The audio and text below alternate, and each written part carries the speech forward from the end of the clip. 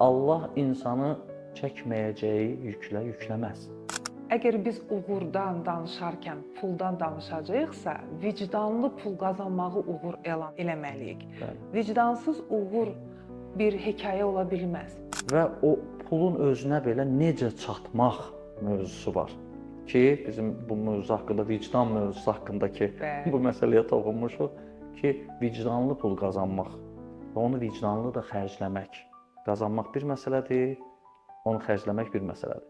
O baxımdan o dediyiniz məsələni vicdanlı, düzgün, yəni bir idarəçi reputasiya yarada bilir. Reputasiya imicdən fərqlidir. İmici tez yıxmaq olur. Amma reputasiya nə olur olsun, heç vaxt yıxılmır. Hə, kiminsə gözündə, kiməsə görə.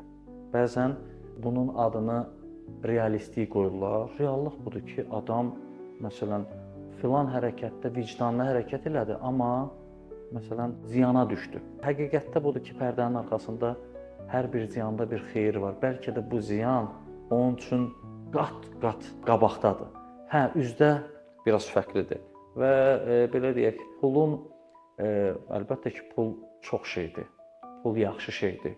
Onu düzgün qazanıb, düzgün də xərcləmək çox önəmlidir və insan xidmətlərini yaxşı pul olduqca gözəl eləyə bilir. Amma pulu kimlərinsə yıxılmağı hesabına, kimlərinsə istismar olmağı hesabına, kimlərinsə belə deyək də bədbəxtliyi üzərində özünün gördüyü kimi, əslində bədbəxtçilik, amma özü üçün gördüyü xoşbəxtçiliyi quran adamın, yəni nə uğuru ola bilər? Çox doğru məqama vurğuladınız. Çünki əgər biz uğurdan danışarkən puldan danışacağıqsa, vicdanlı pul qazanmağı uğur elan eləməliyik. Bəli. Vicdansız uğur bir hekayə ola bilməz. Vicdanlıymış kimi illüziya yaradaraq, insanların əməyindən, vaxtından daha çox istifadə edib, daha az mənfəət verərək və yaxud da hər hansı bir qeyri-qanuni işlərə müəyyən bir məntiq qazandıraraq olan hallardır. Kamuflaj kimi vicdanlı insanlar var. Vicdanlıymış kimi davranır. Amma əslinə baxsaz, orada ciddi bir vicdansızlıq durur. Bu necə izah edilir? Məsələn, məntiq işə girir.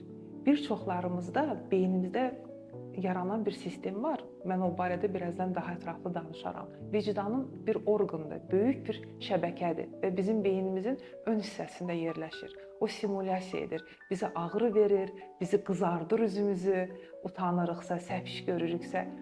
Bu nöqteyi nəzərdən o vicdanı qapatmaqdan ötürü daxildə konflikt yaranır. İnsan bir səhv iş görəcək pul qazanmaqdan ötürü və daxildə bir müharibə başlayır. Bu müharibəni qazanmaqdan ötürü pul üçün məntiqi işə salır. Bəhanələr gətirir ki, mən bunu bunlara görə eləyirəm və ona görə də bu addımı atmaq məcburiyyətindəyəm. Bu vicdansızlıq deyil, bu xeyrimizədir. Yəni vicdanın kamuflaj edərək, bəhanələrlə, məntiq calayaraq insanlara istədiyini, yanlışını edə bilir. Belə bir insanların ətrafında yaşayırıq. Mən də tanıyıram, siz də tanıyırsınız. Və akademiya olaraq, etik olaraq mənim ən böyük müraciətim iş adamlarına, gənclərimizə bir işi görərkən onu vicdanlıyam deyiriksə, kamuflaj etmirik. Bir də beyin alimlərinin çox maraqlı bir araşdırmaları olub. Vicdanın sərhədləri də varmış, etikanın sərhədləri də varmış. Məsələn, birini otaqlara salıblar, deyiblər yalan danış. Vicdanından keç, bu insana yalan de, sənə $100 pul verəcək. Danışmayıblar ki, həqiqəti deməliyik. O pul $10.000 çatanda vicdanın üstündən keçib yalanı danışmağa başlayıblar. 30.000-ə ən doğmalarına yalan danışmağa başlayıblar. Yəni, bəli, və demək vicdan indeksi var. Hər birimizin bir sərhəddi var. Vicdan sərhədlidir. Hər birimizin sərhədi nə qədər həcmlidir, nə qədər genişdir, bunun da ölçə bilib elm. O qədər realdır. Vicdanı ölçmək olar, vicdanı, vicdansızlığı müəyyən etmək olar.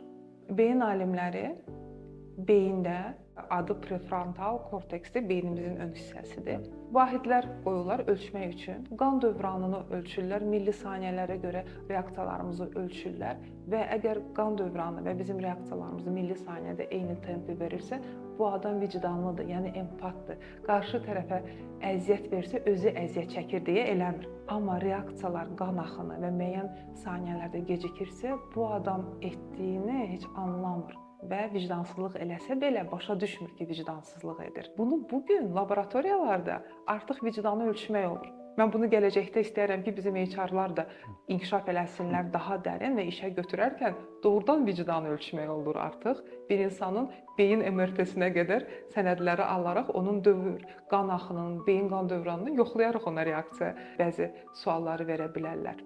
Çox maraqlıdır ki, siz danışırsınız, məsələn, elmlə iman qardaşdır deyilir. Bəli, Bu bəli. ikisi bir arada olmalıdır və balansda olmalıdır. Bəli. O deyirsiniz ki, alnın qabaq hissəsindən hissəsində. ki, Allah Quranda deyir ki, biz onları günahkar kəkilindən tutub cəhənnəmə atacağıq. Əslində mənim üçün ən vacib xəbərlərdən, açılışlardan biri olmuşdu ki, inanırıq ki, bu heç bir dünyada baş vermiş hərəkət heç biri cəzasız qalmayacaq. Bəli. Zaten burada da olmur. İstər mükafatın, istər cəzanın bir cavabı olacaq. Amma bizim hansı meyar olmalıdır ki, bizi tərəzimizdə ölçsün? Bir düşünürdüm ki, bu əməlmi olacaq, yoxsa bu ibadətmi olacaq? Bu açıqlamanı eşidəndə mənim üçün çox gözəl oldu ki, vicdandır meyar, orada ölçü meyarı ki, hər bir şeylə insan belə deyək də necəsə bəhanə tapıb çıxa bilər. Amma Allah insanın içində o vicdanı elə buraxıb ki, hər bir insana o səs gəlir. İçindən düz eləmədiyi hamıya xəbər verilir.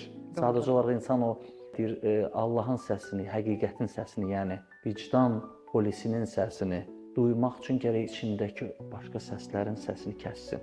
Biz bəzən səslər içimizdən qaldırırıq ki, deyirsiniz, bir $100 onlar eləmədilər. $10.000 da səsləri artırdılar ki, o vicdan səsi artıq kəsilsin. O baxımdan almağa yaxşı bir xəbər var ki, Allah insanı çəkməyəcəyi yüklə yükləməz.